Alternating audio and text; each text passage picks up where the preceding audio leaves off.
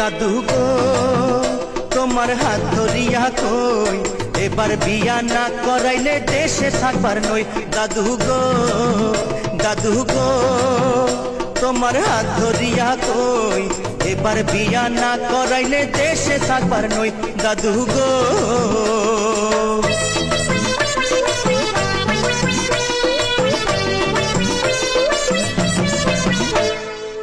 ৬২ খান কন্যা দেখলাম ঘুরিয়া ফিরিয়া, তবুও তুই শালার নাতি করলি না রে বিয়া নাতি রে।